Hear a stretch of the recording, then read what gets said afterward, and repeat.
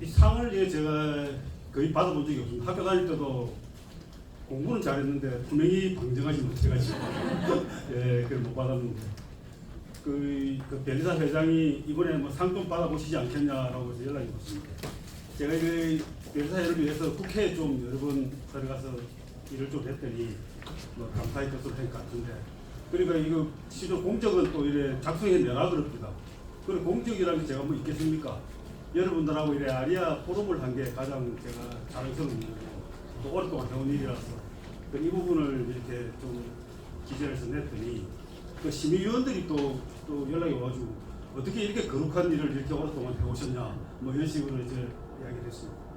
그래서 제가 가만히 생각해보니까 이렇게 할 수 있는 사람이 참 드물죠. 저도 좀 특이한 사람 중에 하나입니다. 그럼 오늘 이래 조수현 회장님과 이제 일단 일단분들 이렇게 하시는 거 보니까 정말 우리가 딱 한마디로 열정이라는 말이 저절로 입에서 나옵니다. 거기에 또 70을 넘으신 분이 3분이나 계신다니까 그 전혀 그렇게 안 보이시죠? 아이고 뭐 정말 웃기도 하고 놀랍기도 하고 또 부끄럽기도 하고 그렇습니다. 이 워렌 버핏이 사람을 이렇게 사귈 때 3가지를 보라고 이야기했습니다. 그 중에 이제 하나가 제일 첫째가 도덕성이고, 두 번째가 이 지능, 지적 능력이고, 세 번째가 열정입니다. 예를 들어 도덕성 없는 뭐 실력 있는 능력 있는 사람이 저 골치 아픈 문제죠. 또 사람은 다 좋은데 지적 능력이 좀 떨어지고 이런 게 또 참 말이 안 통하니까 괴롭습니다. 근데 이런 거 다 있어도 열정이 없으면 어떻습니까? 정말 이거 시든 배추와 같은 사람들이죠. 그래서 이 3가지가 굉장히 중요한 요소인데 어느 하나라도 빠지면은 성공적인 삶을 살기 어렵다고 합니다. 근데 이분들은 적어도 열정 하나는 확실하게 갖추고 계시고요. 그 나머지 부분들은 제가 확인을 못했습니다만 아마 충분히 뒷받침하고 있을 것 같습니다. 아까 얼굴에서 나타나는 그 자신감과 뭐 이런 여러 가지 부분이 정말 감동적이었습니다. 조수현 회장 안 계십니까? 우리 박수 한번 다시 한번. 참 아까 참 이분들 밖에 계시나 보네. 조수현 회장님의 따님이 왔습니다. 그 따님이 왔는데 그 MBC 아나운서 출신이고 아직까지 결혼을 안 했답니다. 그래서 아까 여기서 카메라 들고 있는데 상당히 미인이시죠. 그래 여러분 그 집이나 아니면 가까이 총각 있으시면 이 조수현 회장님께 이야기를 하셔가지고 어떻게 뭐 잘 돼봤으면 좋겠습니다.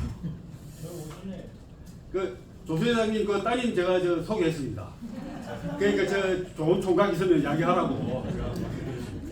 서울에 일이 있어가지고 그렇습니다. 촬영만 해주고 준비해서 서울 가야 돼가지고. 특기가 이제 아나운서 출신이기 때문에 그 특기가 이 사회 이런 행사 사회 일을 잘 하고요. 그리고 무엇보다도 참 조수현 회장님 보면 알겠지만 여자들은 엄마를 보면 알죠. 보면 알겠지만 정말로 매력적이고 멋있는 분입니다. 그래서 좀 잘 기억하셨다가 주변의 총각 그리고 행사 있을 때도 불러주시면 됩니다. 나이가 많아요. 85년생입니다. 요즘 뭐 그 정도는 다 되죠.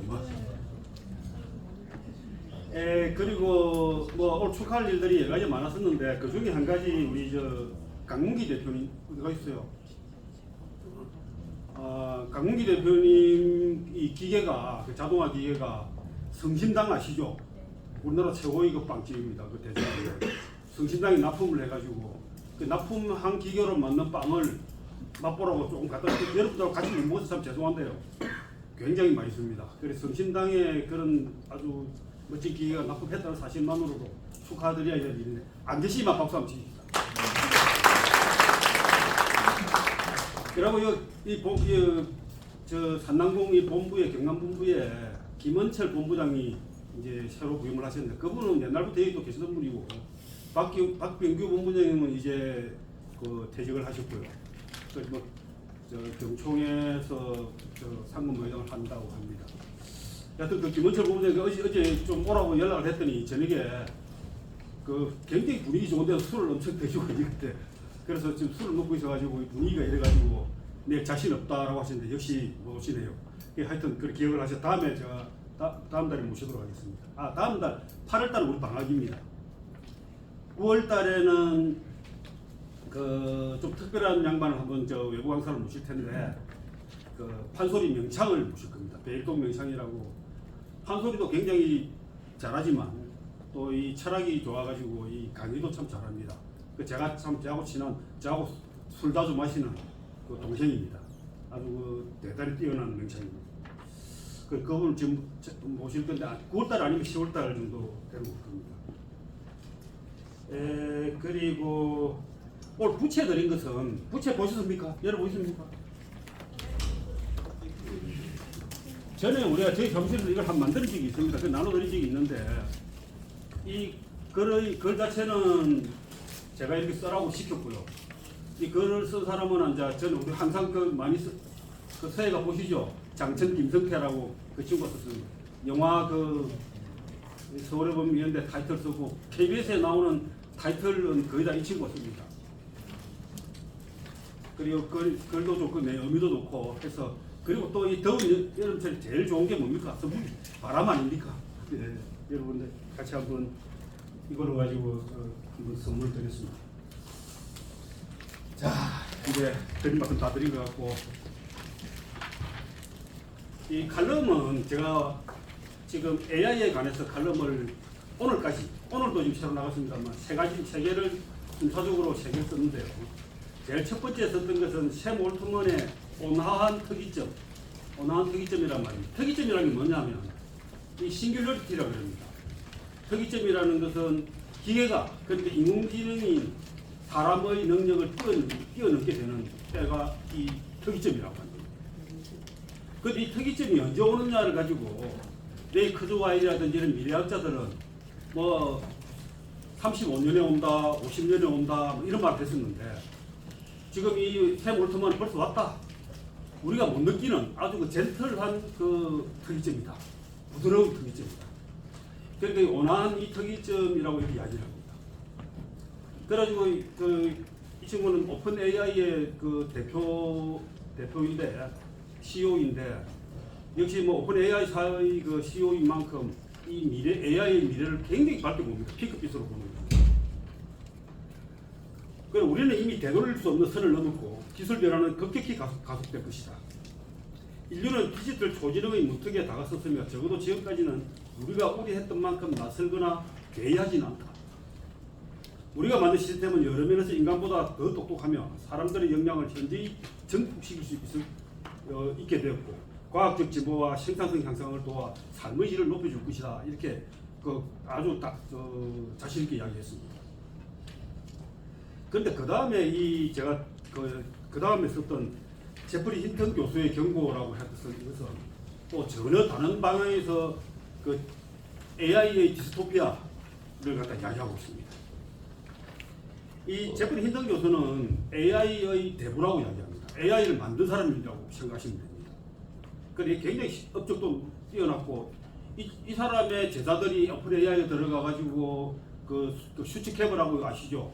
그 처음에 그 오픈 AI의 그 기술을 바닥을 닦은 친구입니다. 그런데 이 양반이 어느 날 아차 이거 안 되겠구나. 이거 AI가 굉장히 위험한 것이다. 그래서 AI를 제대로 쓰도록 하자는 운동을 하고 있습니다. 이제는. 그러니까 옛날에 그 노벨이 자기가 다이너마이트를 만들어 가지고 2차 대전 이때 전쟁 때 엄청나게 많은 사람을 죽이지 않습니까? 그래서 노벨이 반성을 하고 어떻게 했습니까? 반성을 하고 그 노벨상을 만들었죠. 노벨 평화상도 이랬죠. 그리고 그 핵폭탄을 만든 오펜하이머가 이 영화 보셨죠? 프로메테우스라는 영화 있었지 않습니까? 그 오펜하이머도 이 핵폭탄 때문에 많은 사람을 죽게 되는 걸 보고 히로시마에 터뜨린 그 폭탄 하나에 말이죠.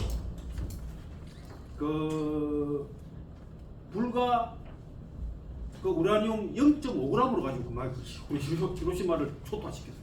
0.5g. 그러니까 이 오펜하이머가 얼마나 놀랐겠습니까? 자기가 한 기술이 그렇게 파괴적이라는 걸 몰랐죠. 그러니까 이처럼 제프리 힌턴 교수도 그렇게 반성을 한 겁니다. 그러나 지금은 AI를 이렇게 써서는 안 된다, 바로 써야 된다 하는 걸 가지고 지금 이제 계속 홍보를 하고 다닙니다. 이 양은 이렇게 이야기합니다. AI의 위험성을 설명하며 종종 이런 이야기를 들었는데 자기는 어떤 비유를 들었냐면 최고 지능이 아닌 존재가 되면 어떤 기분일지 알고 싶다면 닭에게 물어봐라. 닭에게. 우리가 닭을 키운다 생각하시면 됩니다. 그러니까 이 무슨 말이냐면 닭은 인간이 만들어 놓은 세계 속에서 인간의 통제를 받으며 살아가지만 인간이 자신들보다 훨씬 더 똑똑한지를 모른다. 닭은 얼마나 인간이 똑똑한 존재인지를 모른다는 거죠. 그래서 자신이 속한 세상에서 벌어지는 고차원적 사고나 계획, 예를 들어서 자기들을 계속 사육을 할지 아니면 자기를 죽여버릴지 이 닭은 모른다는 거예요. 언제 자기가 잡혀 죽을지도 모른다는 거예요. 인간이 인공지능과의 관계에서 그렇게 될 수 있다는 겁니다.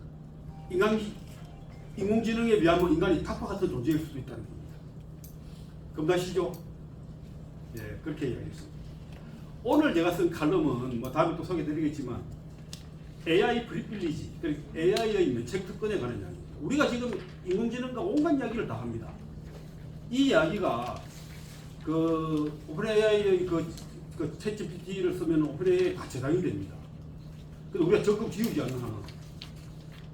그런데 이 오픈 AI 소송을 하는 중에 뉴욕타임즈하고 소송하는 중에 자기들 것을 저작권을 침해한 것을 증명하기 위해서 사용자가 썼던 이런 것들을 전부 기록을 보존해라 이런 명령을 받은 겁니다.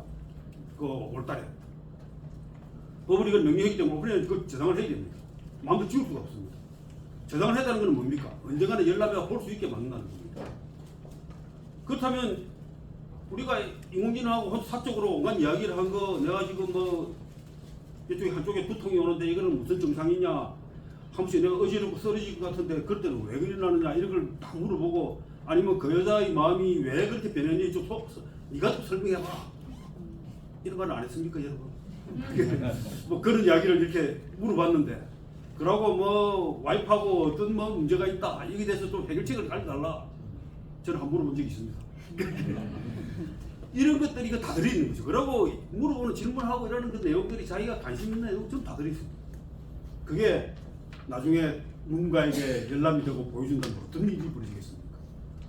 그래서 이 샘 올트먼은 그거 개인의 프라이버시를 침해하는 게 절대 안 된다. 그러고 우리가 변호사나 의사하고 상담했을 때 변호사나 의사는 절대 그것을 비밀을 누설해서는 안 되는 의무가 있다. 이걸 프리빌리지라고 합니다. 변호사나 의사나 갖는 것처럼 인공지능도 그걸 가져야 된다.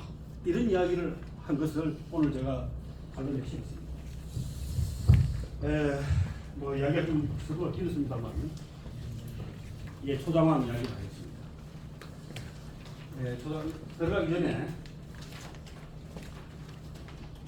이 이야기가 뭐냐면 비대구무성. 이 아까 우리가 글 썼던 서예가 장전기 들 때가 쓴 겁니다.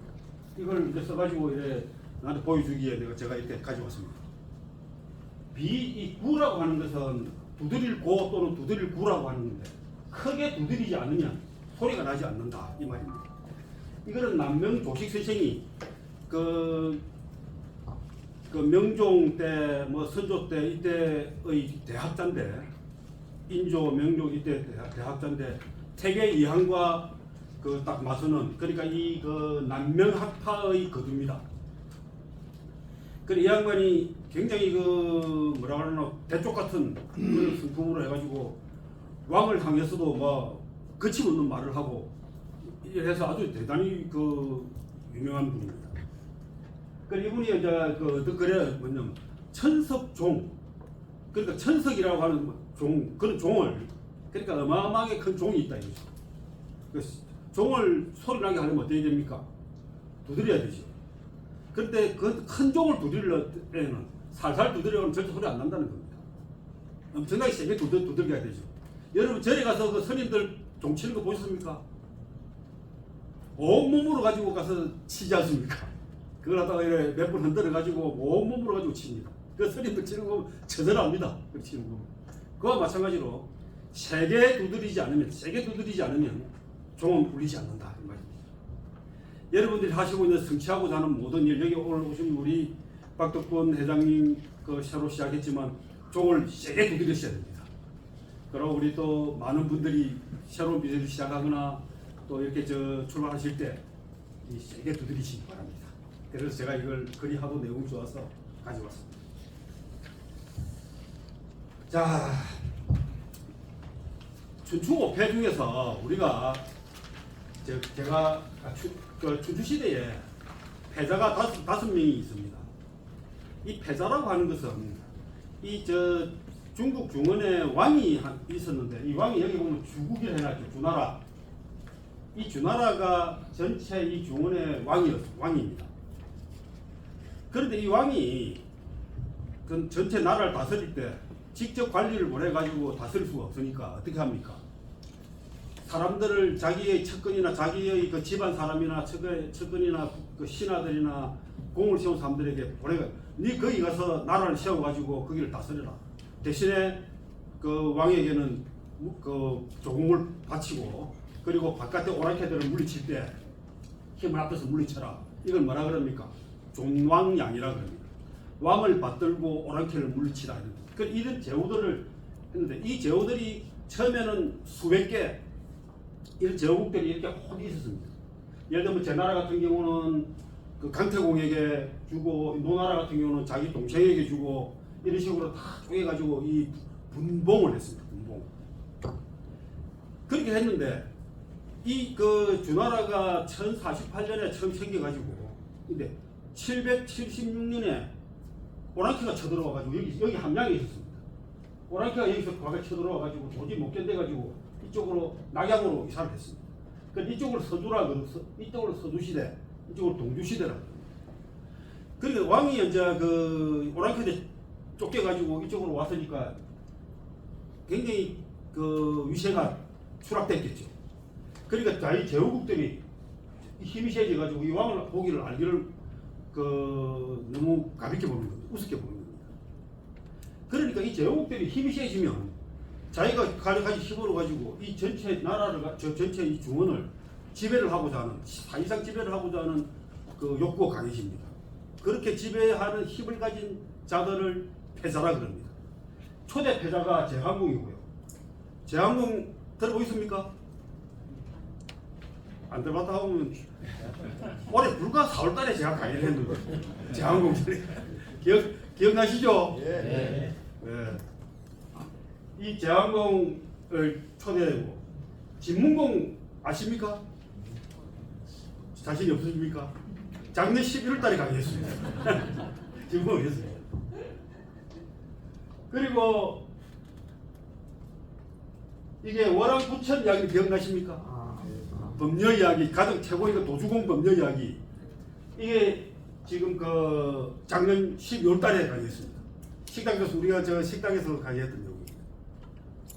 그래 이번엔 그러니까 사실은 1대, 2대, 3대고 4대, 5대는 사실은 좀 뭐 송량공이다, 진목공이다 이런 이야기도 있고 오왕합녀, 월왕부천이라고도 하는데, 여하튼 월왕부천은 한 4대나 5대 패자가 됩니다. 패자가 됩니다. 그래서 우리는 1, 2, 3, 5대 패자를 공부했다 생각하시면 됩니다. 오늘 이제 이걸 3대 패자가 할 겁니다. 우리가 패자라고 하는 것은 그러니까 전 중국에서 실질적인 힘을 가진 다른 나라들에게 자기 입김을 불어넣어가지고 자기 마음 뜻대로 할 수 있는 힘을 가진 그 나라의 그 군주를 말합니다. 지금 같은 경우는 국제 정세를 가만히 보면 트럼프가 이제 미국이 저런 패자의 위치에 있다고 볼 수 있는데, 근데 그 패자가 되려면은 여기 우리가 다 공부했지만 제한궁이나 진문궁이나 뭐 이런 오랑부천이 다 공부했지만 이 사람들이 갖는 패자로서의 그 덕목이 있습니다. 그 덕목이 맞지 않으면 패망합니다.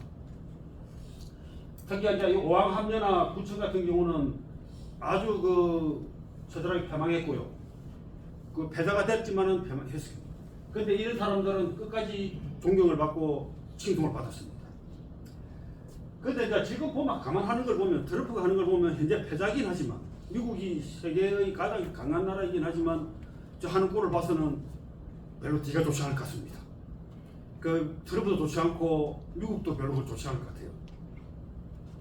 어쨌든 이걸 초당왕 이야기를 이렇게 하게 되고, 초당왕은 BC 그 613년부터 591년까지 그래 BC 기원전 600년 정도 저 시기에 이렇게 패자가 됐던 사람입니다. 중국 역사가 굉장히 한데 사실은 이 우리나라 신라 백제국 우리가 생긴 것도 이 초당왕으로부터 근 500년 한 600년 정도 550 뭐 이후에 이 우리나라의 신라 백제국 우리 생겼으니까 그만큼 역사적으로는 굉장히 그 갭이 있습니다.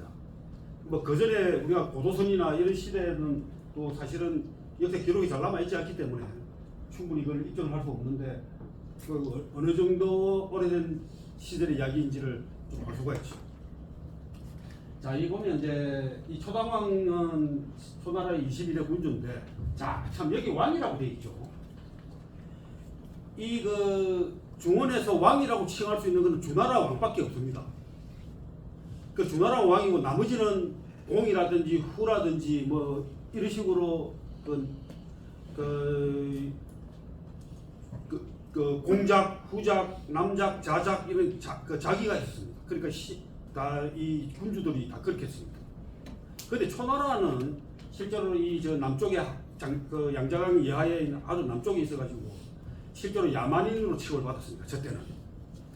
그러니까 우리가 남만 북적, 동이, 서융 이렇게 해서 오랑캐라고 하지 않습니까? 중국 입장에서 남만이라는 말이 있죠. 남쪽만. 그러니까 이건 남쪽의 오랑캐라는 뜻입니다. 그 실제로 이 초당왕이 초나라는 남쪽의 오랑캐라고 불렸습니다. 그래 이 초나라에서는 가만히 생각하니까 뭐 우리가 지금 이렇게 구박도 받고 말이지 사람을 이렇게 천대받고 이래 있는데 우리가 이것도 또 이 초나라는 동작도 아니고 후작도 아니고 남작도 아니고 자작입니다. 자작이기 때문에 가장 최하위의 지위를 가지고 있었기 때문에 그 자격지심도 있고 우리는 왕이라 해야 되겠다. 이래가지고 초나라는 저걸 왕이라 참칭을 하는 겁니다. 자, 그렇습니다. 일단. 그래가지고 이 자기 아버지 초모왕이 이제 죽고 나서 어린 나이에 이제 왕이 오릅니다. 근데 여기서 이제 그걸 도대체 어린 나이가 언제냐 하고 처음 찾아봐도 기록이 나오지 않습니다. 몇 살에 태어난지는 모르고. 그래서 어린 나이가 가가지고 굉장히 그 정권이 불안했습니다. 그래가지고 어디 가서 막 반란도 당하고 홍수 기근도 있고 반란군에게 뭐 수도도 함량 당하고 잡혀 들어가지고 포로로도 같이 있기도 하고 이렇게 했습니다.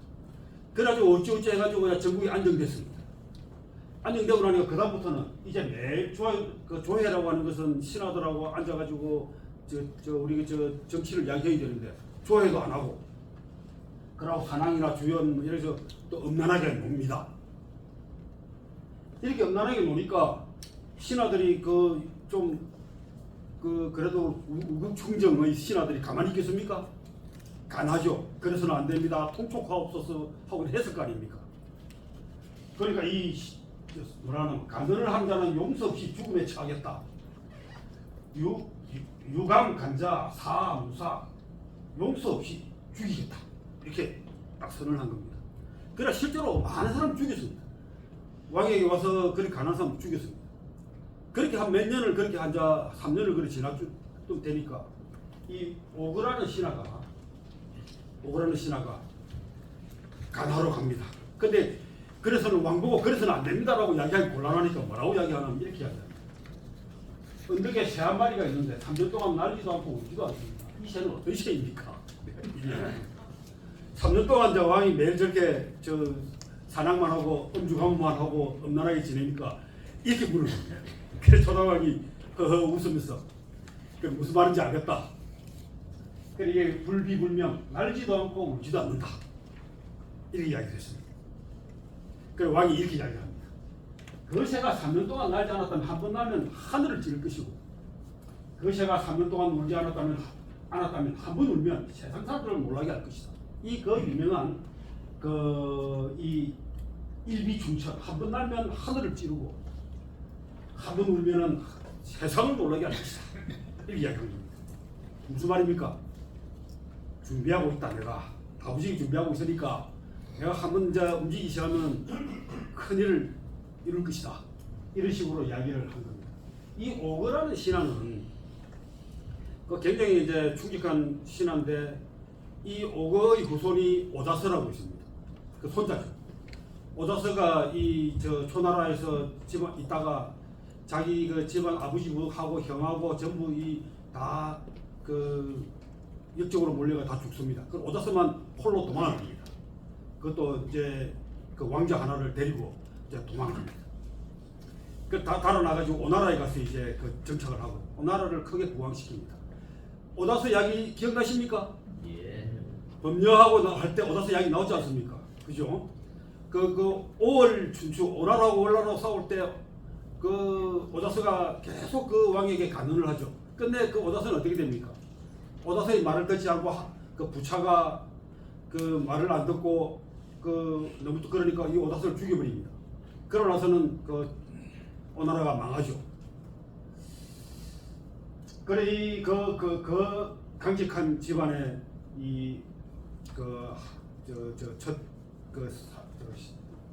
시도가 됩니다. 일비충천, 일면경인, 그러고 이 이제 충천경인 이렇게 해서 어디 가보면은 기업들에 가보면 이 저 서예를 딱 써가지고 이렇게 써붙여 놓은 데도 있습니다. 혹시 저 있으시죠? 없구나. 혹시 못 읽어보신 거 아닌가? 그럴 때 몇 달이 지났는데 어느 날 한번 더 심해졌다. 이제 마무리 완전 놀기를 하는 겁니다. 그 대구 소동이라다 들어와서 강합니다. 그러니까 그래서는 안 됩니다. 이제는 막 목숨 걸고서 이야기하는 겁니다. 그래 왕 그대는 내 명령을 듣지 못했는가라고 하니까 이제 가난한 사람 죽이겠다고 해서 못 들었냐라고 하니까 이 몸이 죽어 군주를 깨닫게 하는 것은 신이 바라는 것입니다. 이렇게 이야기합니다. 그래서 이 이제 그때부터 이제 초당왕이 정신을 차립니다. 그제서야 음란과 쾌락을 물리치고 정사를 돌보기 시작하니 죽임을 당한 자가 수백이요 기용된 자도 수백이었다. 오구와 소동을 인용하여 국정을 맡기니 나라 사람이 크게 기뻐했다. 무슨 말입니까?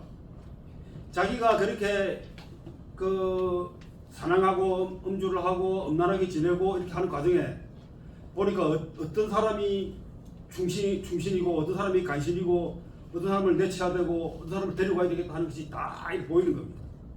그러니까 뭐 음란한 짓을 할 때 옆에서 붙어가지고 같이 한 놈들은 좀 간신일 것이고 그래서 죽임을 당한 자가 수백이요 기용된 자도 수백이었다. 이렇게 지금 저 충신과 간신을 딱 구분해낸 거죠. 여기서 이제 이 초당왕의 참 그 탁월한 그 리더십이 여기서 나타나는 겁니다. 자, 그리고 이 모든 그 위대한 남자의 뒤에는 위대한 여성이 있게 말입니다. 초당왕이 그냥 혼자서 자기가 위대하게 된 건 아닙니다. 저 초당왕의 그 부인이 있습니다. 와이프가 이 번희라고 하는데 이 번희는 이 유황의 연료전에도 이렇게 상세히 설명되어 있습니다. 번희라는 그 사람에 대해서. 근데 이 번희라는 말을 워낙 이 지혜롭고 뛰어난 그 여성이기 때문에 이 우리나라 허난설헌이라고 아시죠? 그러니까 홍길동절 전 허준의 누나입니다. 누나 우리나라의 최고의 명문장가였고, 그 굉장히 뛰어난 이 허난설헌이 또 허시가 또 한 번 더 나올 텐데 허시들은 대체로 좀 이렇게 그렇습니다. 그러니까 이 허난설헌이 허난설헌 이름이 초희입니다.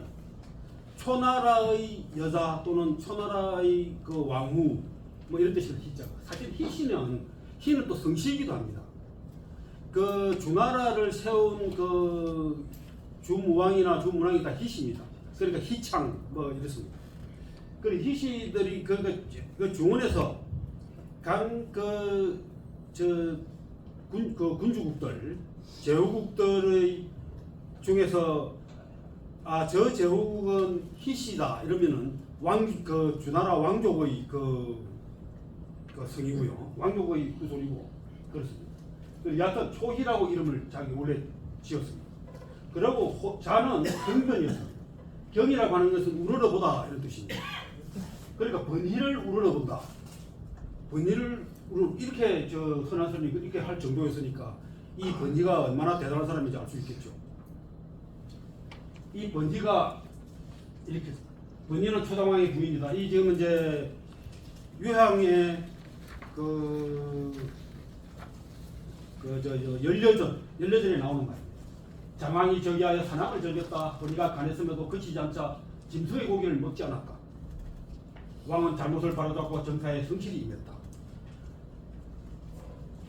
왕이 그 정사를 제대로 안 보고 사냥만 하고 다니고 이러니까 아예 번이가 나는 고기 안 먹는다. 이렇게 해보니까 사냥을 해가 가져와도 미길 사람이 먹여주고 자랑하고 싶은데 그걸 먹지 않으니까 사냥을 끊는 겁니다. 왕이 어느 날 조정에 갔다 오는데 매 그러니까 늦게까지 마칩니다. 그래 번이가 저가까지 아래 내려가 맛을 말합니다. 어찌 이렇게 늦게야 마치셨습니까? 시장하고 필요하지 않으신가요? 하니까 왕이 어진 사람들과 더불어 말하면 시장하거나 힘들지 않소. 이야기합니다. 왕께서 말하는 어진이가 누굽니까? 누구라고 이야기합니다. 그래 번이가 입을 가지고 웃는다. 에이 무슨 어질기는 하고 이제 웃는 거죠. 비웃는 거죠. 그래 번이가 웃는 것은 무슨 뜻이오? 라고 하니까 누가 어질다 하시니 어진이일지는 모르지만 충신은 아닙니다. 그거 무슨 말이오? 이렇게 하자. 그 번이가 이렇게 이야기합니다. 첩이 왕의 수건과 빗, 그리 건절이라고 합니다. 수건과 빗을 잡은 지 11년이 되었습니다. 이 그 수건과 빗을 잡았다는 이야기 뭐냐면 왕의 머리를 다듬어 줬다는 이야기입니다. 그러니까 왕의 채측권에서 보통 그 자기의 목숨이 걸려 있는 일이기 때문에 이 함부로 누가 가까이 왕의 몸을 건드리서는 안 되죠. 그동안 정나라와 위나라로 사람을 보내 미인을 구하여 왕에게 바쳐 지금 첩보다 어진이가 둘이고 저와 비슷한 사람이 7이나 됩니다. 첩이 어찌 왕의 총애를 홀로 차지하고 싶지 않겠습니까? 당상에 여자가 많아야 다양한 능력을 살펴볼 수 있기 때문입니다. 그러니 사사로운 질투심으로 공사를 그르칠 수는 없습니다. 왕께서 그 사람들의 능력을 잘 보고 아시길 바랄 뿐입니다. 그러니까 첩들을 이래 다 어디 차단해 가지고 왕에게 이렇게 바치는 겁니다. 그러니까 그 당시에 우리가 결혼관이나 저런 것들을 우리가 지금 논할 필요는 없는 거고요. 왕이라고 하는 사람은 많은 사람들을 만나보고 경험을 해가지고 그것을 정사에 나라를 운영하는데 써야 된다는 이야기입니다. 그래 각 나라에서 민회를 뽑았다는 게 무슨 말입니까? 각 나라의 문화나 간섭이나 이런 걸 알아라는 것이죠. 그래 그렇게 자기도 왕을 혼자서 독차지하고 싶지만 왕이라는 존재는 그런 게 아니다. 여러 나라의 사람들의 문물을 이해하고 이렇게 해야 된다. 이제 그런 뜻에서 이렇게 하는 겁니다. 지금 우구는 초의 제사기 된 지 10년이 됐다. 그가 청간 사람들은 자기들 자식들 아니면 자기 집안 사람들이다. 어진이를 추천하거나 어리석은 일을 물리쳤다는 말을 못 들었다. 들은 적이 없다. 이것은 군주의 지혜를 가리는 것이며 어진이의 길을 막는 것이다. 어진이를 알고 있으면서도 청가하지 않았다면 그것은 불충이고 충격들지 못한 것입니다. 어진이의 존재를 자체를 몰랐다면 그거는 자기가 지혜롭지 못하다는 것이다. 그러니 첩이 우선 것은 당연한 것 아니겠습니까? 어떻습니까 여러분? 기가 막힌 말이죠. 정말 참 가슴 찌르르한 이야기입니다. 이 말을 들은 왕은 기뻐하였다. 다음날 왕은 분녀의 말을 우구에게 들려주었다. 우구는 자리를 피하며 대답 말을 찾지 못했다. 그리고 자신을 물러나면서 손수고라는 사람을 불러들여 그를 추천하였다. 손수고를 재상으로 삼으니 그가 초나라를 다스린 3년이 되자 장왕을 패자로 만들었다. 그러니까 재상이 뛰어난 사람이 있으면 저렇게 패자가 되는 겁니다. 그래서 초나라 사서에서는 장왕이 패자가 된 것은 번이의 힘이다 이렇게 이야기합니다. 손수고라는 아주 탁월한 재상을 청가한 사람은 우구지만 우구가 그렇게 행동하게 만든 것은 번이였다는 거죠. 그래 이렇게 이제 이 이야기 보면은 지현부진 시부충이요 부지기현 시부지라. 어진이를 알고 있으면서도 청가하지 않았다면 그것은 불충이다. 어진이가 이성을 알지 못했다면 그것은 지혜롭지 못한 것이다. 이겁니다. 그래서 우리가 그 회사든 어디든 가면 여러분 이 회사에 보면은 가능한 한 자기보다 뛰어난 사람들을 회사에 들이지 않으려고 애쓰는 사람들이 많습니다. 자기 아래 사람이 자기보다 뛰어나면 그거를 억누르는 사람들이 있죠. 있죠? 그저 자기의 능력만을 갖다 드러내가지고 회사 대표나 자기 윗사람에게 잘 보이게 하려고 애쓴 사람들이 굉장히 많습니다. 실제로 대부분의 소심한 사람들이 그렇습니다. 그래, 그거는 근데 위에서 보면 보이잖아요. 그렇게 하는 것이. 그래, 이게 굉장히 우리 현재 리더들은 이 말을 잘 기억하셔야 됩니다. 그러니까 리더는 추종자를 만들어내는 게 아니라 더 많은 리더를 키우려는 사람입니다. 리더는 또 다른 리더를 키우는 사람입니다. 적어도 재작년도 되면은 똑똑한 사람들을 계속 발굴을 해가지고 나라를 잘 되게 하기 위해서 써야 됩니다. 회사 내에 뭐 연구소장이나 뭐 임원이나 이래 있으면은 어떻게 하면 더 똑똑한 사람들을 데려와가지고 아니면 밑에 사람들을 더 키워가지고 더 아이디어를 창의력을 내가지고 회사에 도움이 되는 제품을 개발하고 회사의 문제를 해결하고 이렇게 사람들을 해야 됩니다. 그런 사람들을 억누르는 사람이 있는가 하면 그런 사람들을 키우는 사람들이 있습니다. 여러분 한번 이제 돌아가시면 잘 한번 보시기 바랍니다. 자, 그 다음에 이제 또 이야기가 있습니다. 그러니까 이제 그 왕이 정사를 잘 보면서 이 투월초라는 이 반란이 일어났습니다. 그래서 이 반란이 일어나가지고 그래서 그거를 아주 힘들게 전부 반란을 진압을 했습니다. 반란을 진압하고 나면 어떻게 합니까? 잔치를 벌여야죠. 회식을 해야 되죠. 그게 이제 회식을 일을 하는데 밤에 이제 어두운데 회식을 하다 보니까 불이 확 꺼졌습니다. 그러니까 어떤 놈이 거기서 왕의 첩인 허희라는, 여기 허시입니다. 허희가 이제 이래 술을 나눠주고 음식을 나눠주고 다니는데 어떤 놈이 그걸 희롱을 한 겁니다. 그래 이 사서에는 그때 희롱을 했다고 되어 있지만 또 소설을 보면은 입을 맞췄다, 뭐 허리를 끌어안았다, 뭐 이런 식의 이야기가 나옵니다.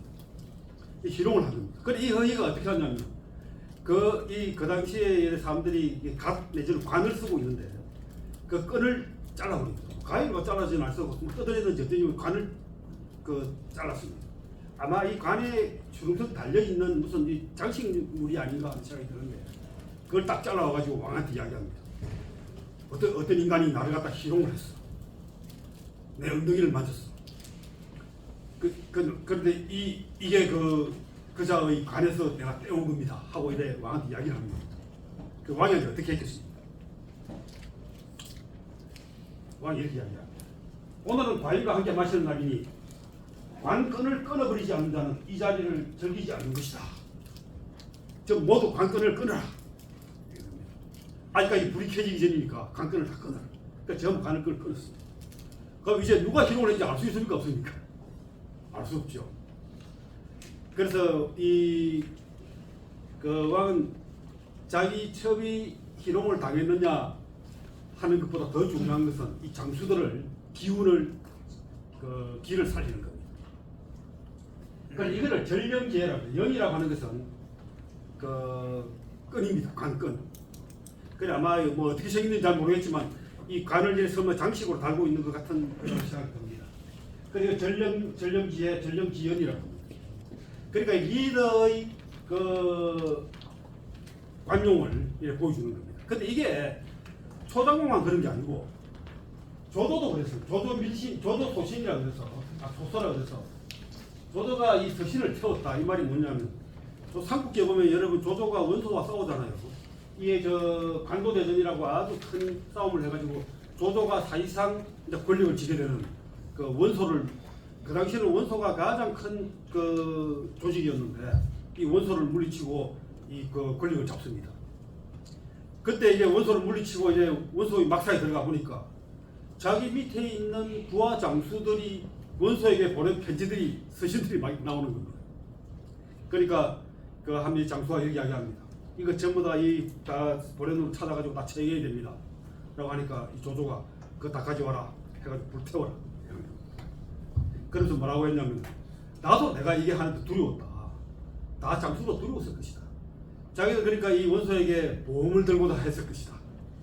그러니까 이거 다 태우고 그렇게 해서 이제 탕평책을 쓰는 거죠. 그런데 이거는 이 조조가 있기 이전에 이 광무제 때도 그랬습니다. 이 문소 밀신이라서 밀서를 태워버리는 일이 있었습니다. 광무제도 이제 고항 때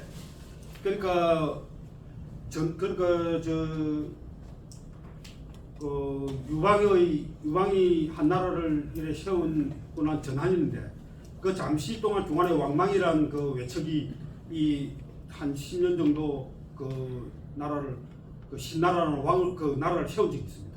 그래 그 신나라를 갖다가 무너뜨린 게 이 강무제입니다. 강무제 유수입니다. 이 강무제가 이래 그 신나라를 무너뜨리면서 많은 장수들이 역시 마찬가지로 이 조조 때처럼 이렇게 서신을 보내가지고 자기들이 안위를 보험을 들어놓은 그런 케이스가 있었습니다. 그래서 이거 우리가 보면 약자는 복수하고 강자는 용서하고 현자는 무시한다. 지금 여기서 보면 현자까지는 못 가더라도 강자니까 이 용서하는 수준까지는 가야 된다는 것이. 실제로 이제 우리가 그 정치에서도 우리가 많이 보지만 저게 보복이냐 뭐 어쩌냐 뭐 이래 우리가 보지만은 사실은 보복이나 이런 것을 옆에서 지켜보는 건 굉장히 불편합니다. 정치인도 마찬가지고 회사 내에서도 마찬가지입니다. 그래서 우리가 리더들이 가질 수 있는 가장 큰 좋은 덕목은 권력을 가지고 힘이 가진 사람이 베풀 수 있는 가장 최고의 덕목은 이 용서입니다. 사실은 그 자공이 그 공자에게 물었습니다. 평생에 제가 가르침으로서 그 스승님께서 나한테 가르침으로서 줄 수 있는 딱 한마디를 주신다면 뭘 하겠습니까? 여러분 뭘 것 같습니까? 공자님께서. 그리고 공자니까 이 논어에 넣으니까 뭐 어질 인자라든지 뭐 덕이라든지 혹시 뭐 이런 거라고 우리가 생각할 수 있지 않습니까? 그래서 공자는 뭐라고 하냐면 서다. 용서할 서자. 용서 설자가 보면은 같을 여자 밑에 마음 십자입니다. 그러니까 마음이 같은 건데 이 용서할 서자가 마음이 같은 상태라는 이야기입니다. 그래서 이걸 그다음 뭐라고 설명하냐면은 기소불용 물시언이라고 이야기합니다. 내가 원하지 않는 것을 남에게 베풀지 마라. 남에게 시키지 하지 마라. 이렇게 설명을 붙입니다. 그래 이거 용서할 서자를 그 공자가 딱 한마디로 그 논어 전체에서 가르치면서 최고의 가르침은 바로 이 용서할 서자. 기억해 두시기 바랍니다. 그래 이 전령시라고 시도 있습니다. 우리 그 초장왕의 그 고용의 그 리더십을 이렇게 설명합니다.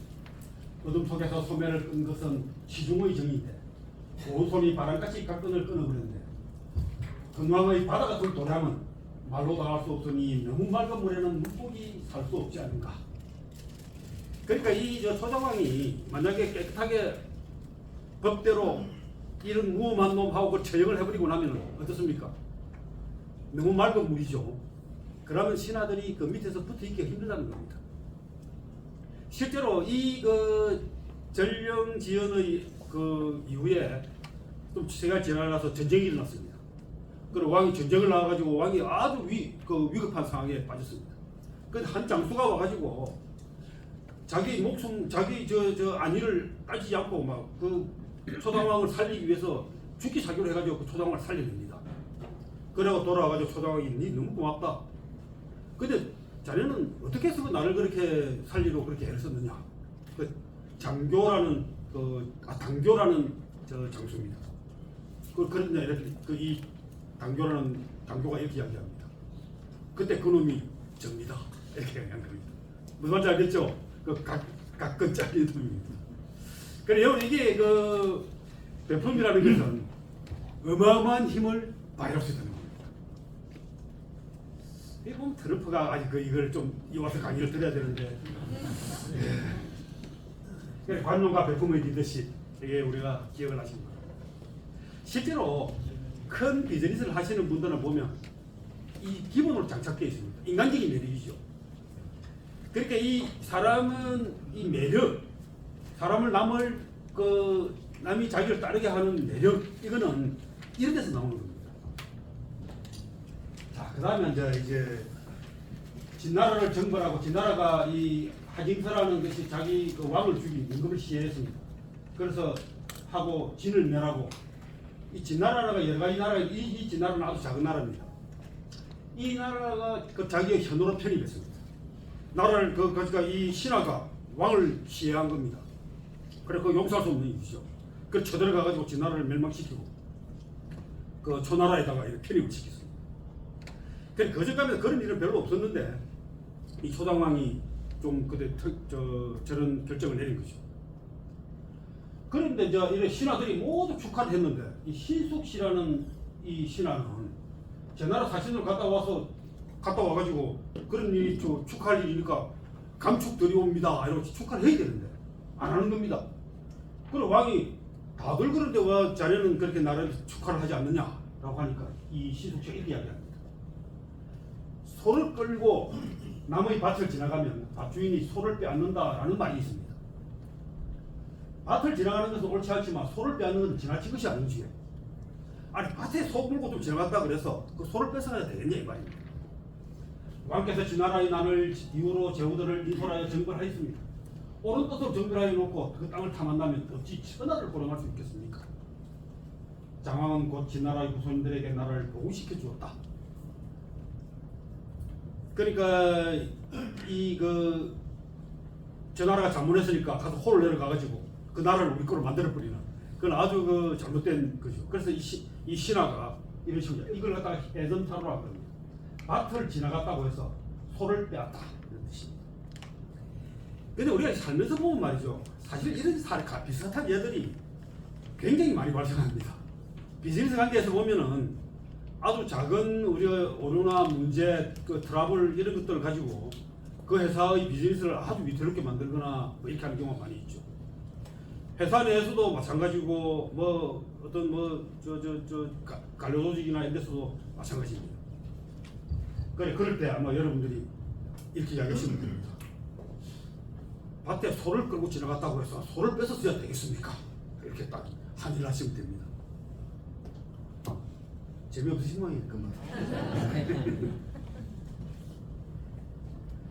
참 아까 재밌는 이야기 하징서 이야기. 그럼 하징서가 그 진나라의 하징서가 왜 왕을 죽이고 있겠습니까? 이제 그걸 여러분 잘 모르시. 이 이야기도 이 연려전에 나옵니다. 그래 이 하징서의 엄마가 이거는 연려라서 그러니까 그 뛰어난 그 부인이라서 나온 게 아니고 악녀로서 나옵니다. 요녀로서 나옵니다. 이 하징서의 엄마가 하희인데 하희 원래 정나라 사람입니다. 정나라 사람인데 여러분 그 무역기 좀 보신 분들 아실 텐데 체음보양, 체양보험 이런 말 들어봤습니까? 모릅니까? 체양보험, 체음보양 이 양공 참네. 무역기를 그래 안 보십니까? 무공 중에 남자가 여자와의 성적 관계를 하면서 여자의 기를 빼가지고 자기의 양기를 보충하는 겁니다. 그리고 어디 심하면 보면은 상대가 그게 체험보양입니다. 상대가 말라 죽죠. 반대로 여자가 남자의 양기를 뺏어가지고 자기의 기를 키우는 거는 체양보험입니다. 근데 이 하이가 그 기술을 배운 겁니다. 그래가지고 어릴 때부터 정나라의 왕실의 공주였는데 왕실에 있으면서 자기 이복 오빠하고 사통을 했는데 이복 오빠가 죽어버린 거예요. 그 다음에 또 다른 신하 한 사람하고 또 사통을 했는데 그 신하도 죽었고 그는 또 그런데 그래가지고 이제 진나라로 하시한테로 시집을 왔는데 그 하시도 죽었고 근데 이 여자는 계속 새로 젊어지는 겁니다. 그래 나이가 아무도 젊어지는데 그래 진나라에 시집 와가지고 아들을 낳은 게 하징서인데 그래 진나라의 신하 한 사람하고 또 이래 사통을 하고 이래 잘 지내는데 이 신하가 자기 혼자서는 감당을 못하겠으면 자기 친구를 데려갑니다. 친구가 또 둘이서 이래 같이 놀다가 그 하는 걸 보고 왕이 너끼리 놀지 말고 나도 같이 놀자. 한 사람이 진영공입니다. 그래 왕하고 세 명이서 엄연하게 노는 겁니다. 그러면서 아들에게는 경비대장을 시켰습니다. 자기들이 놀고 있는 자기 집에서 밖에서 경비대장을 시킨 겁니다. 그래서 이런데 그냥만 놀면 되는데 그렇게 음란한 짓을 하면서 음란한 소비를 하는 겁니다. 이 하징스를 이래 보니까 코는 그 임금님 닮았는데 그러면 임금님이 시가 같습니다. 아니야, 입을 보니까 입은 자네를 닮았어. 자네의 시가 섞여 있는 것 같아. 뭐 이런 식으로 농담을 하는 겁니다. 그래서 하징스가 화가 나가지고 들어가가지고 다 죽여버립니다. 그걸 다 죽이고 나니까 이제 뒷감당을 해야 되니까 또 누구를 왕을 세워야 되고 이렇게 해야 되는 거죠. 그래 그렇게 일어난 겁니다. 그 하이가 나이가 들어서도 계속 그 미모를 유지하고 젊음을 유지해가지고 그 다음에 또 몇 번 다른 남자들과 이렇게 그게 또 초나라 초당왕이 그러면 그 여자 내가 데릴 그 거둘게라고 하니까 그 신하가 하나가 자기가 그 마음을 두고는 절대 그래서는 안 됩니다 해놓고 자기가 데리고 달아나 버립니다. 정나라로 달아나 버립니다. 근데 그 여자가 진짜 아직도 지금 그 체양보험을 해가지고 살아있는지 모릅니다. 여러분 굉장한 미인을 만나시면 조심하셔야 돼요. 특히 남자분들. 그 죽지 않다고 하니까요. 그 이야기가 그 연료전에 그대로 나와 있습니다. 제가 한 이야기가 제가 지어낸 이야기가 아니고요. 유향의 연료전에 그대로 있습니다. 자, 그 다음에 이게 이제 초나라 사람들이 수레를 이렇게 수레 바퀴가 굉장히 크잖아요. 이 말이 끌 때는 이렇게 큽니다. 근데 이 사람들이 초나라는 당시에 이 수레가 바퀴가 너무 작았습니다. 그러다 보니까 말이 끌 수 없으니까 굉장히 그 효율이 떨어지는 거예요. 많은 짐을 옮길 수도 없고. 그래서 초나라 사람들 나도 수레를 좋아했는데 이런 말이 끌기에 불편했다. 그래서 초당왕은 수레의 높이를 높이도록 그 명령을 내렸어요. 이때 재상품 수고가 가난합니다. 법령을 자주 내리면 백성은 따를 바를 알지 못하니 좋지 않습니다. 뭐 나라에서 바퀴를 키워라 뭐 어쩌라 이렇게 하는 거는 좋지 않다. 왕께서 꼭 수레를 높여 하신다면 마을의 문지방을 높이도록 지시하십시오. 마을의 여기서 문지방이라고 하는 것은 방문의 문지방도 있지만 어떻습니까? 대문에 들어갈 때 그 문입니다. 문에 보면 그 큰 길을 문을 이렇게 열 때 이렇게 보면은 우리 전이나 이렇게 가면 보이죠? 그 문지방이 있습니다. 나무로 이렇게 가로로 이렇게 깔아놓은 게 저기 높잖아요. 그걸 높여놓으면은 작은 바퀴는 그 못 넘어가니까 그 대부가 내려야 된다 이거죠. 그 귀족들이 내려가지고 마차가 지나고 나서 자기도 타야 되고 이러니까 불편한 거죠. 근데 이게 그 좀 높아가면 바퀴를 키우면 어떻습니까? 그대로 덜커덕하도 넘어갈 수 있다는 거죠.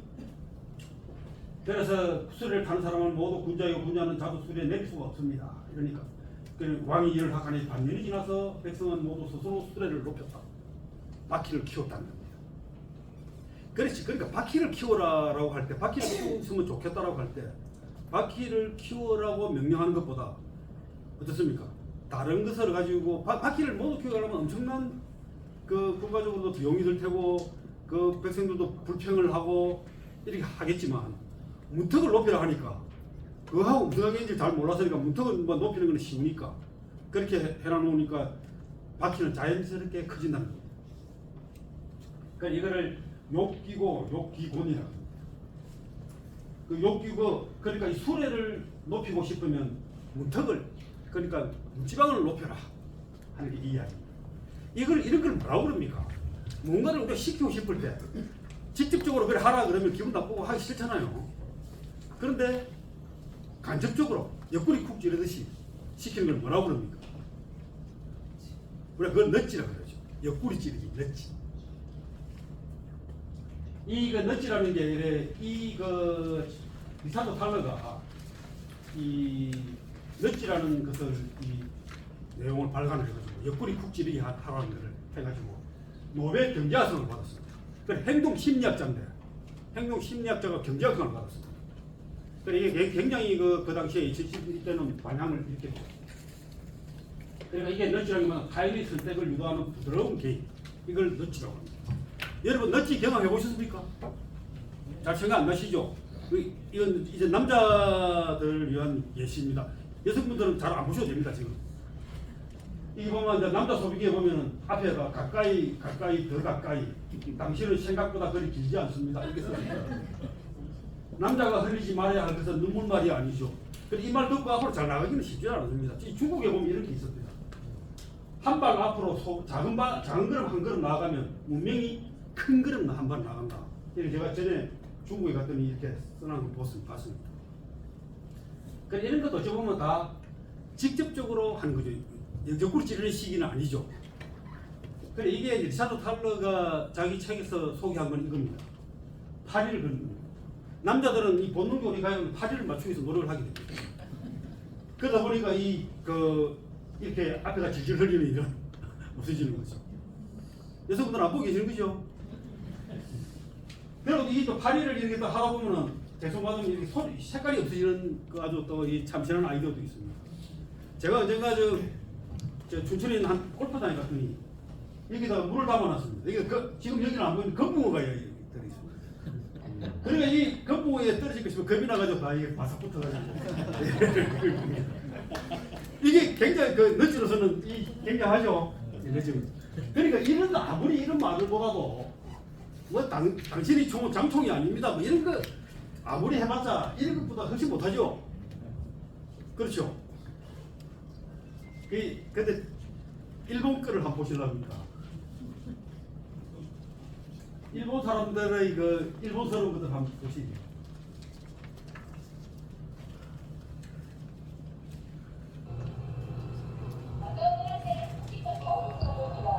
무슨 뜻인지 한번 보시고.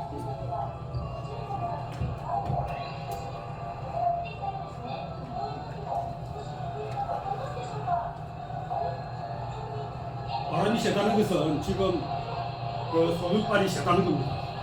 그러니까 얼마나 열심히 본인을 보겠습니까? 굉장히 일본스럽죠.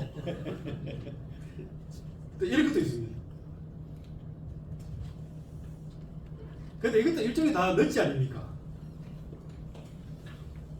이래 처음에는 이렇게 광고를 이렇게 보고 하는데 이제 볼일을 보기 시작하면 이 스키 타는 거하고 똑같습니다. 방향도 틀고 이렇게 합니다.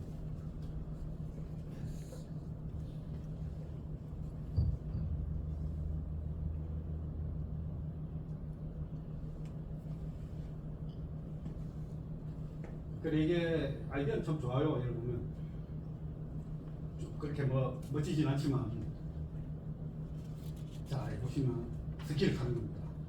고수에 따라 가지고 이게 왼쪽으로 해야 되겠죠. 그걸 왼쪽으로 보내야 됩니다.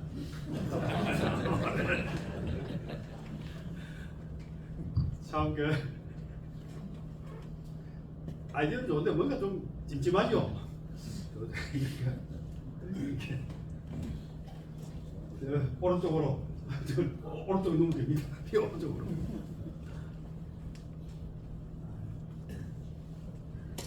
자, 그래 아주 뛰어난 재상인 손수호가 죽었습니다.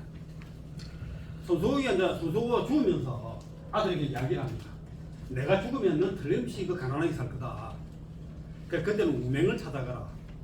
우맹은 그러니까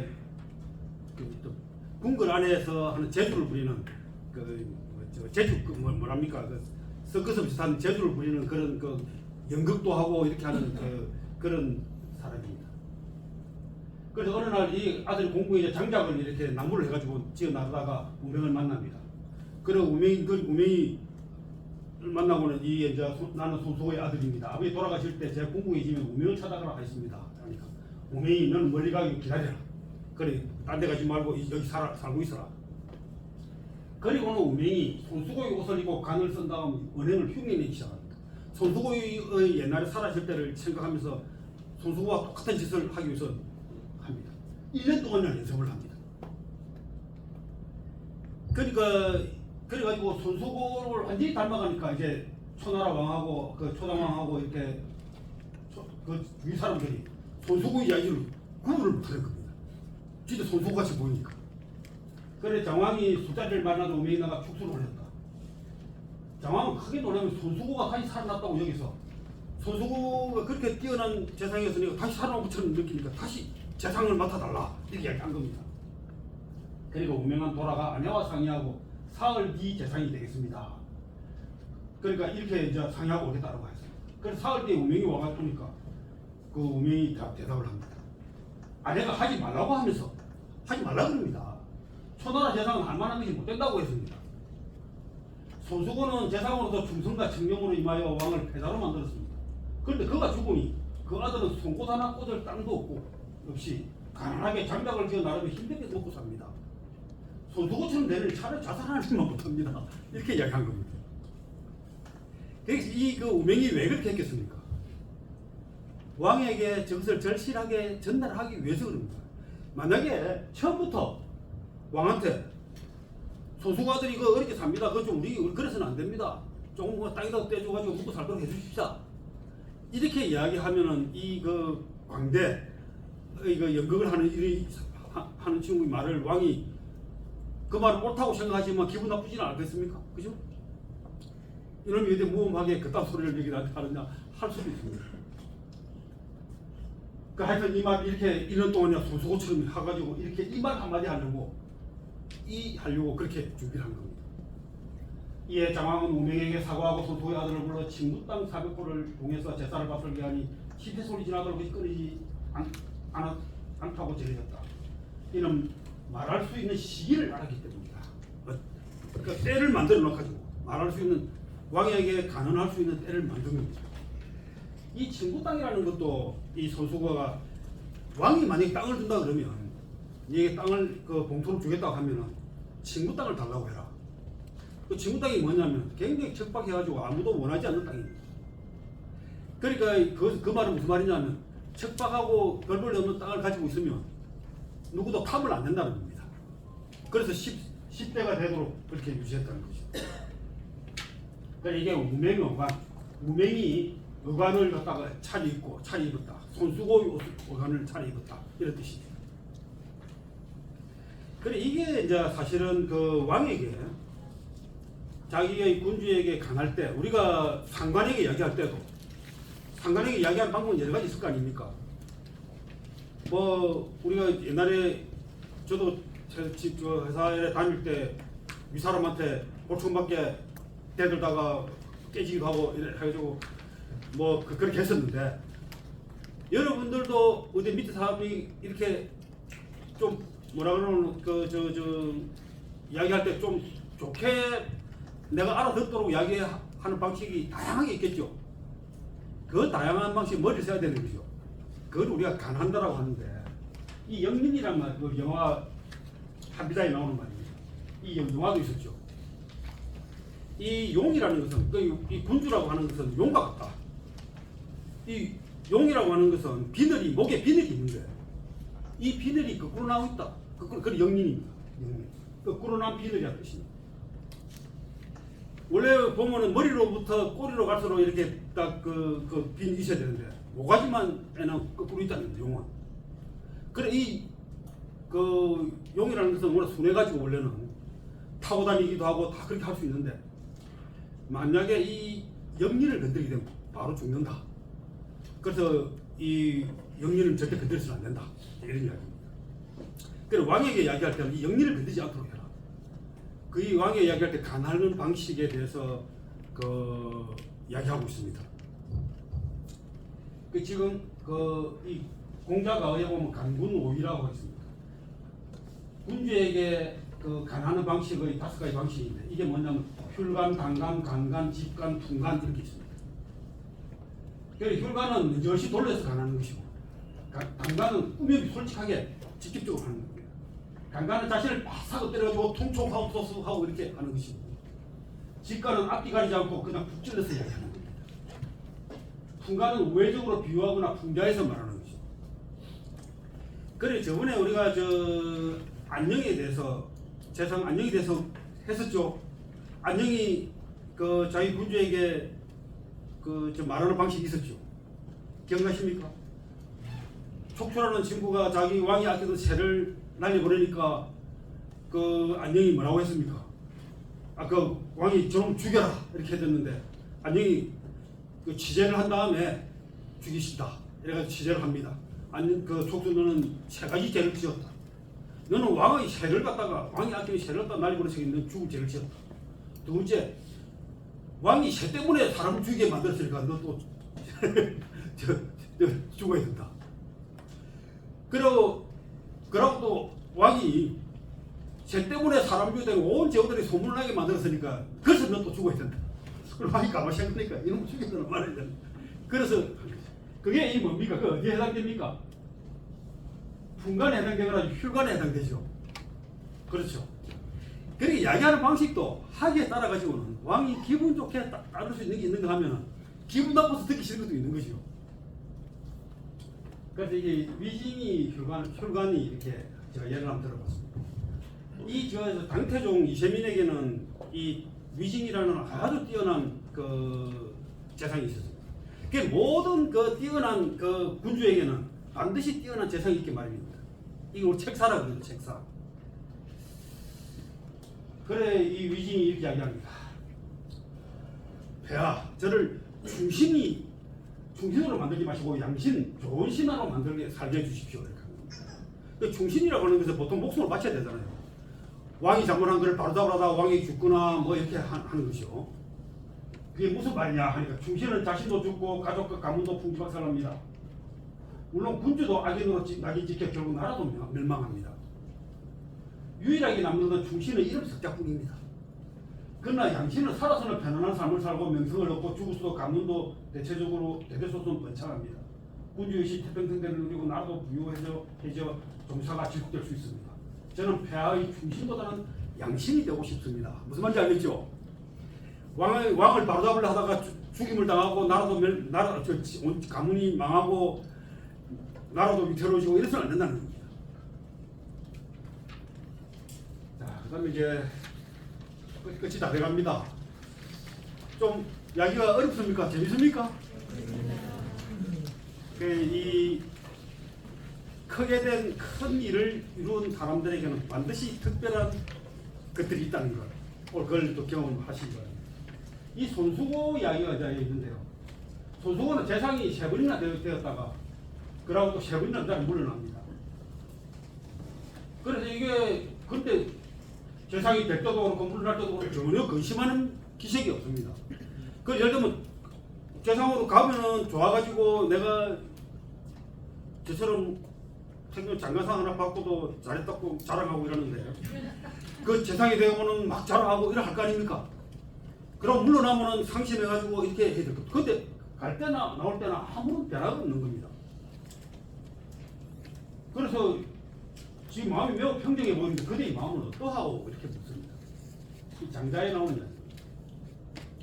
그래서 손수고가 이렇게 하거든요. 내가 남보다 나을 게 뭐가 있겠어? 나는 오는 것을 물리칠 수 없고 가는 것을 잡을 수 없다. 나는 그 이름이 내게 달린 것이 아니라고 여기기 때문이다. 그래서 걱정하지 않습니다. 내가 남보다 나을 게 뭐가 있겠느냐. 그 영화가 자리에 있는 것인지 내게 있는 것이 알 수가 없다. 그 영화가 내 자리에 있는 것인지 내 개인에게 있는 것인지 그걸 알 수가 없다. 만약 그것이 자리에 있는 것이라면 내게 아니잖아. 나는 아무 관계 없는 일이고 어디도 기쁠 일이 없고 이래도 슬플 일이 없고 그것이 내게 있는 것이라면 자리와는 상관이 없는 것이다. 이래도 슬플 게 없다. 그렇죠?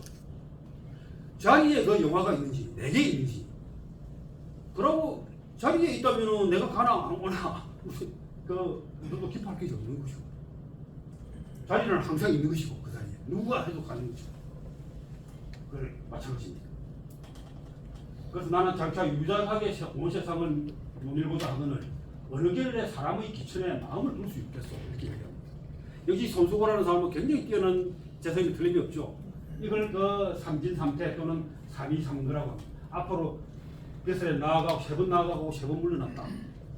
그러니까 이 그 손수고도 초당왕하고의 재상으로 있으면서 편안하게 있었던 게 아니고 계속 부딪혀가지고 잘렸다가 초당왕이 또 지나고 나니까 다시 와라 해가지고 갔다가 또 잘리고 이렇게 했다는 겁니다. 그래 이게 이제 우리 한때 국방부 차관이었던 사람이 대형 컨퍼런스에서 연설을 했다. 그는 연단에 올라 준비한 연설문을 청중들에게 들려주며 이야기를 시작했다. 한참을 이야기하다가 그는 커피를 한 모금 마시려고 잠시 말을 멈추었다. 그가 무대에 오를 때 가지고 올라왔던 종이컵에 담긴 커피였다. 그는 다시 한 모금을 마시더니 컵을 내려다보며 옅은 미소를 지었다. 제가 이 연설보다 더 중요한 사실을 알려드리죠. 있지 않습니까? 그는 자기가 하던 연설을 끊고 이렇게 말했다. 저는 작년에도 여기서 연설을 했습니다. 똑같은 룰에 똑같은 컨퍼런스에서 발표를 했죠. 하지만 작년에는 제가 아직 뻥도 차관이었습니다. 비즈니스석을 타고 도착해 내리니까 나를 호텔로 데려갈 사람이 공항에 미리 나와 기다리고 있더군요. 호텔에 도착하니 체크인을 벌써 끝내놓고 열쇠를 주며 방으로 안내했습니다. 다음날 아침 저는 이 연단까지 정말 불편한 날 없이 왔고 대기실에 도착해 커피 한 잔을 부탁했더니 사기로 된 아름다운 찻잔에 따라주었습니다. 그런데 올해 여러분 앞에 연설을 하려고 서 있는 지금의 저는 더 이상 차관이 아닙니다. 이코노미석을 타고 여기까지 왔고 어제 공항에 도착해보니 마중 나온 사람은 아무도 없었습니다. 택시를 타고 호텔로 왔고 도착해서는 직접 체크인을 하고 혼자서 방으로 갔죠. 오늘 아침에도 역시 직접 택시를 잡았습니다. 대기실에 도착해 담당 직원에게 커피를 한 잔 부탁했더니 귀찮다는 듯이 테이블 위에 놓여있는 커피 메이커를 가리키더군요. 그래서 저는 그리로 걸어가 직접 커피를 따랐습니다. 바로 이 종이컵에 말이죠. 오늘 연설을 하면서 이런 생각이 들었습니다. 작년에 내게 준 찻잔은 절대로 나한테 준 것이 아니었구나. 그 찻잔은 내가 갖고 있던 지위에 주는 것이었구나. 지위에 따라 받게 되는 그 모든 특전들, 혜택들, 우선권들은 여러분에게 주어진 것이 아닙니다. 그것들은 여러분이 수행할 역할을 주는 것입니다. 여러분이 그 역할을 떠날 때, 아니 결국은 떠나게 될 텐데 그들은 당신을 대체하는 사람에게 당연스레 사기 찻잔을 내릴 것입니다. 왜냐하면 당신은 원래 종이컵이 마땅한 사람이니까요. 이것이 제가 오늘 여기 계신 모든 분들에게 전할 수 있는 가장 중요한 교훈입니다. 자리에 취해 오만해지지 마세요. 당신이 대접받는 이유는 정말로 당신의 역량 때문이니까요. 사실 우리가 이 사회에서 많이 만납니다. 국회의원 출신, 고위관직 출신을 만나게 되면 그분들이 이래 좀 지나고 나면 자기의 형편은 이제 다 알겠지만 초창기에 가장 괴로워하는 게 그겁니다. 대접을 안 해준다는 것이. 참 그리고 우리가 사람이 불행하다는 것은 불행이라고 하는 것은 현재 상태의 절대적인 상태가 아닙니다. 내가 배를 굶거나 고통을 당하거나 이게 불행한 것이 아니고 그 전에 더 좋았던 상황이 있었기 때문에 현재 불행한 겁니다. 그보다 더 나쁜 상황에서부터 이렇게 왔다면 그걸 행복이라고 그러는데 그래 불행은 상대적인 겁니다. 과거에 좋았기 때문에 항상 우리 불행을 느끼는 겁니다. 그래 이런 점 기억해 주시기 바랍니다. 위모가 이를 도모하니 막힘이 없었다. 여러 신하들이 그의 능이 미치지 못한다. 조정에서 물러나오는 위모는 기쁜 표정을 써. 자기가 너무 잘하니까 신하들은 다 자기보다 못하고 자기가 우쭐해진 거죠. 오기가 나아가 물었다. 일찍이 초장왕의 이야기를 신하들에게 들어본 적이 있으십니까? 초장왕의 이야기가 무엇이요?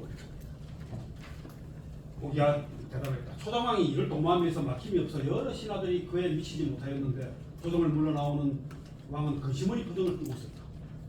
그래서 신하가 이렇게 이야기합니다. 왕께서는 무슨 근심어린 그 표정이었는데 못 자라있고 무슨 일인가요? 하니까 내가 이를 도모하면 막힘이 없어 여러 신하들이 내게 미치지 못하고 나는 이를 걱정하는 것이요 라고 이야기를 합니다. 그러니까 위모는 자기가 신하들이 자기보다 못하고 자기만 똑똑하니까 우쭐해지가 있고 이 초장왕은 신하들이 자기보다 못하니까 그걸 걱정을 하는 겁니다. 이 초장왕이 멋진 말을 합니다. 제후가 스스로 스승을 얻으면 왕자가 되고 왕이 되고 벗을 얻으면 패자가 되고 해렌즈를 얻으면 유지하고 홀로 도모하고 자신보다 뛰어난 자가 없으면 망한다고 했어. 여러 신하들은 나에게도 미치지 못하니 우리나라가 어찌망하지 않겠어. 이것이 걱정되는 것이오. 그 말을 듣고는 그 위무후가 이 오기의 말을 듣고는 뒤로 두 분 절았다. 하늘이 스승으로 하여금 과일의 허물을 만족게 해줬소. 여기서 이제 나오는 말이 이겁니다. 나라를 다스리는 자가 스석을 얻으면 왕자가 될 수 있다. 벗을 얻으면 패자가 되고, 벗을 얻는다는 것은 자기하고 도와줘서 힘을 같이 보태주는 사람입니다.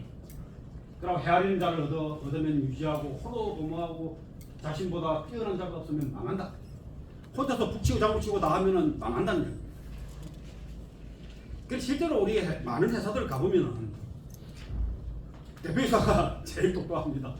나머지 사람들은 찍소리도 못하고 가만히 있으면 회의할 때도. 그래서 그건 위험한 상황입니다. 모든 사람들이 다 뛰어나가지고 그 CEO에게, 대표이사에게 가르침을 주는 사람들이 많아야만이 그 회사를 발전할 수 있는 겁니다. 그래서 이게 앤드류 카네기의 묘비명이 여기 자신보다 더 뛰어난 사람들이 자신을 돕게 만드는 방법을 아는 사람이 잠들어 있다. 진정한 리더가 그렇죠. 그런데 이게 사실은 그 앤드류 카네기의 묘비에 씌어져 있지는 않습니다. 앤드류 카네기가 내 묘비에는 이렇게 써달라라고 했는데 그 유언을 안 들어줬답니다. 무슨 일인지 모르겠지만 이렇게 써달라고 했는데, 그 다음에 이제 이 구정이라는 이야기가 있습니다. 이 구정이라고 하는 것은 뭐냐면, 이 하나라 때 이 그 전체 중원을 전부 이제 정복을 하면서 각 9개의 지역에서 나오는 그 금속, 그러니까 구리시겠죠. 구리를 다 걷어가지고 이 정을 만들었습니다. 세 발짜리 우리가 그 정을 만들었습니다. 이게 지금 뭐 중국에 저 박물관에 가보면 이런 데 많이 있습니다. 이 정이 어마어마하게 무거운데, 이 정이 너무 무거운데 저걸 갖다가 한번 들어보겠다고 용력을 쓰다가 그 깔려가지고 죽은 그 군주도 있습니다. 그러니까 초당왕이 이제 좀 교만해진 거죠. 이제 패자가 되니까 이 이제 주나라 국경을 내릴 때 저는 군대 시위를 해가지고 주나라 왕을 갖다가 이제 좀 불안하게 만듭니다. 그때 이제 이 주나라 왕의 그 왕의 손자 많이 이제 보내가지고 초당왕을 갖다 위로 까지 온다 수고했다라고 하니까 초당왕이 구정의 크기와 무게를 물어봤습니다. 초자, 문, 정지, 대소, 경중 이렇게 크기와 무게를 물었습니다. 이게 초자라고 했죠. 이 자라고 하는 것은 자작이기 때문에 초자라고 하는 겁니다. 그걸 물으니까 이 왕손만 이렇게 이야기합니다. 덕이라고 하는 것은 정해 있는 것이 아니다. 무게는 사람의 덕에 달려있지 정에 달려있지는 않다. 덕이 아름답고 밝으면 비록 작더라도 무겁고, 그 덕이 바르지 않고 어지러우면 아무리 크더라도 가볍습니다. 기가 막힌 말이죠. 우리가 이 어디든지 가보면은 회사가 건물이 번듯하고 회사가 크고 인원이 많고 이렇게 해서 회사가 훌륭한 건 아니라는 겁니다. 그 리더가, CEO가 올바른 철학을 가지고 있고, 그리고 회사의 영업이익이 제대로 남고, 이런 것이 그게 덕이지 않습니까? 그러니까 이 말을 딱 바꿔 말하면은 회사의 덕은 건강한 회사에 있는 것이지, 그것이 크고 부유하다는 데 있다는 건 아니라는 겁니다. 그리고 어떤 회사에 가보면 어떻습니까? 어디에 저 대통령하고 찍은 사진, 정치인들하고 관계하는 걸 막 보여주는 거 있습니다. 거기에 그 회사의 덕이 있는 건 아니죠. 그래, 이거를 덕이라고 하는 것은 정해 있는 것이 아니다. 그래, 모든 이런 것들에 비해서 덕이라는 것이 더 중요하다 하는 겁니다. 그 다음에 이제 이 필의 전투라는 게 있는데요. 이 전투를 통해 가지고 승리를 하는 바람에 그 전나라를 치는 거죠. 그 초당왕이 사실 패자가 됩니다. 그래서 이 공격 전쟁을 해가지고 상대의 적병들을 엄청나게 많이 죽였습니다. 죽이니까 신하가 이렇게 합니다. 저 많은 그 적병을 죽인 것들 갖다가 경관이라고 하는 것은 많은 그 시체를 한꺼번에 처리하기 위해서 묻어가지고 거기다 산을 만들거든요. 그게 경관입니다. 적병 시체를 만든 큰 무덤입니다. 그러니까 그 초당왕이 이렇게 하겠습니다.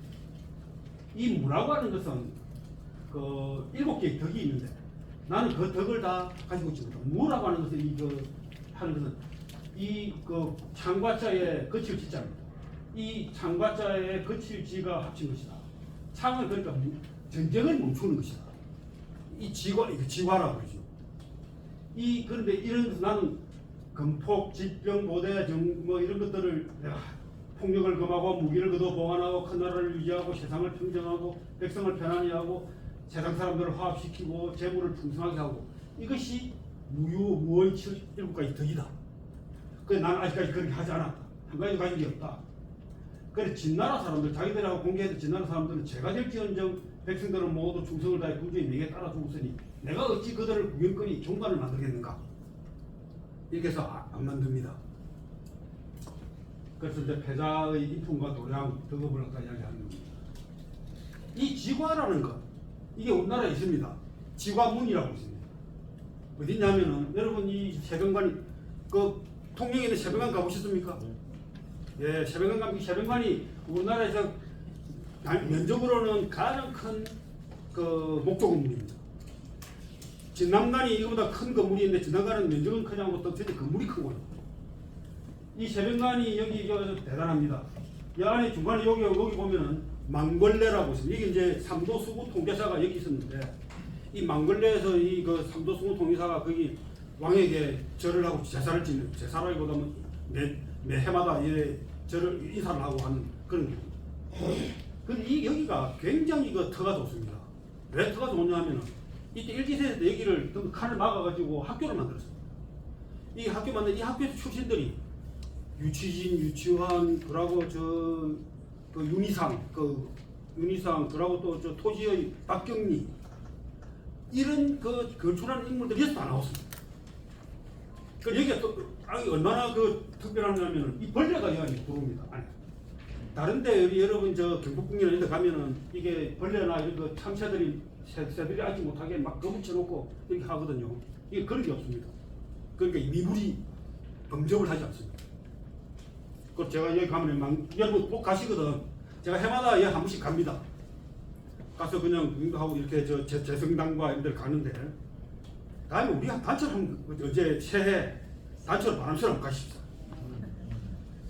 그리고 여기 가면은 여기 보면 여기 망걸레 여기가 그 망걸레라는 망걸단이 가장 기분이 좋습니다. 그래 거기 앉아가지고 한 5분이나 10분 앉아있다 오시면 좋습니다. 제가 아들을 한번 데려가가지고 너 임마 여기 꼼짝만 앉아있어. 추운데 한 10분 정도 했으면 벌벌벌 떨기에 데리고 나왔습니다. 여기가 이 망걸단입니다. 여러분 꼭 이 세종관을 한번 가보시기 바랍니다. 아주 기가 막힌 곳입니다. 이것도 어마어마하게 큽니다. 그리고 여기 사진들 많이 찍어놨는데 이 나무가 이 파인 거, 이 비바람에 파인 것도 아주 예술입니다. 그리고 지금은 이제 이 전쟁을 이래 할 때 정나라 여기 보면은 이 전쟁을 저 송나라 이 사원이 그 전쟁을 하는 중에 잡혀갑니다. 초나라에 잡혀간 이유가 뭐냐면 이 송나라 하원이라는 이 장수가 그 군사들에게 양고기를 삶아가지고 국을 딱 끓여가 다 나눠줬는데 국이 모자라는 겁니다. 그걸 한 놈이 못 먹었어요. 그걸 못 먹은 이 친구가 다음날 전차를 이렇게 끌고 이 하원을 끌고 이렇게 가는데 그냥 적정으로 들어가 버리는 겁니다.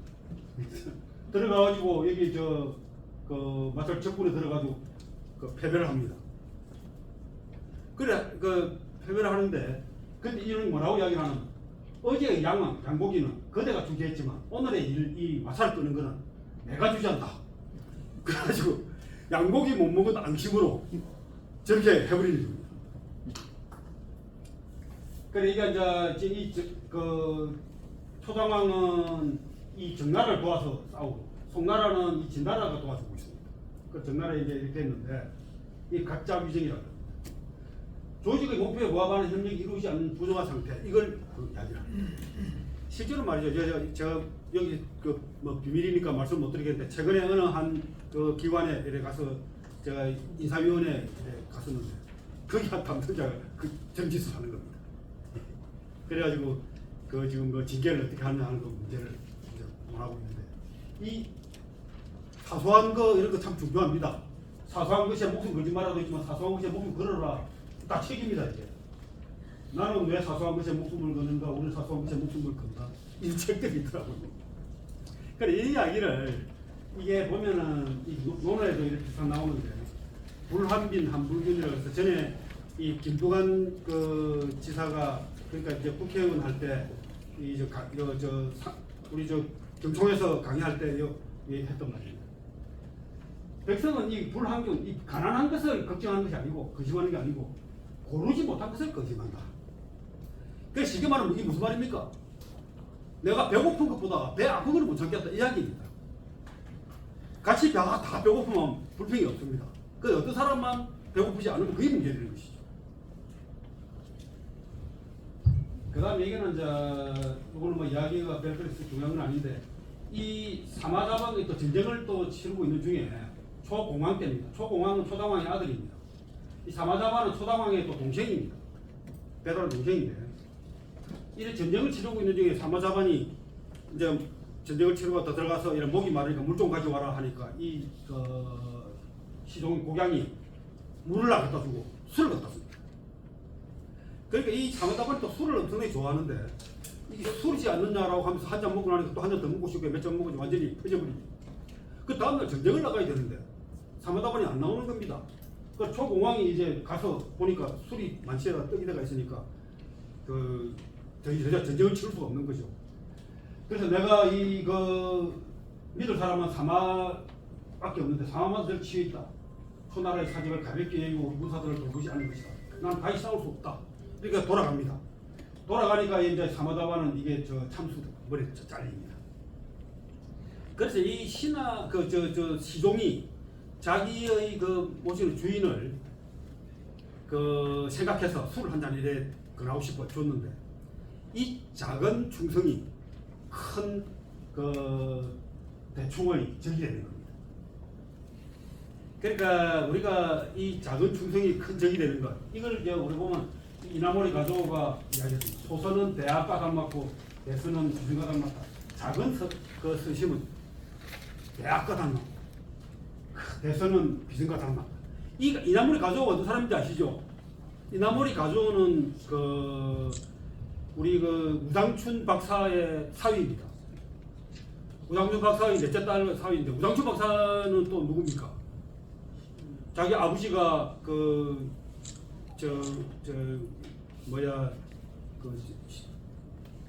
민성황후 시해에 시해를 도운 역적을 갖다가 처단한 사람입니다. 그리고 이나모리 가조는 교세라의 회장이면서 또 나중에 일본 자를 자를 갖다가 아주 회사를 갖다가 정상화시킨 그런 사람이죠. 그래서 이제 끝으로 이 장왕에 대한 시입니다. 훌륭하다 장왕이여. 전통을 지키면서 또한 혁신을 이루었도다. 이게 참 중요하죠. 처음에는 날지도 않고 울지도 않았으나 종래에는 초나라의 국시를 떨쳤다. 본인은 안에서 돕고 손수건은 밖에서 보다하니 하진세를 죽여 의를 세상에 퍼지게 하고 진나라를 꺾어 무력을 과시했다. 주왕씨를 엿보고 송나라를 포위했고 주왕씨를 엿보고 아까 정을 무게를 물어본 거죠. 위험 있는 목소리는 번가 같았으니 미개한 형만 이게 맞아. 야만족이라는 뜻입니다. 형만이 제황공 지붕과 같은 반열에서 또다 이렇게 시를 썼습니다. 자 정리해보죠.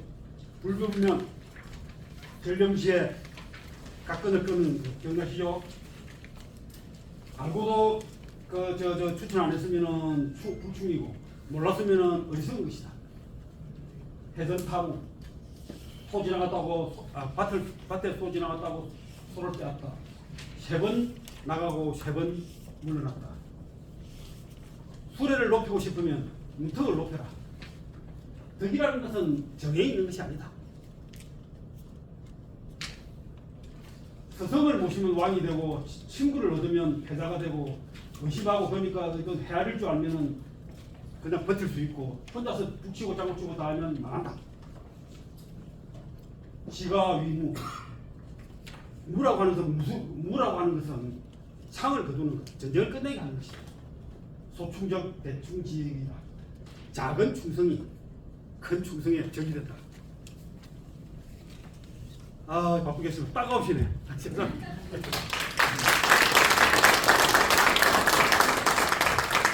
즐거웠습니다.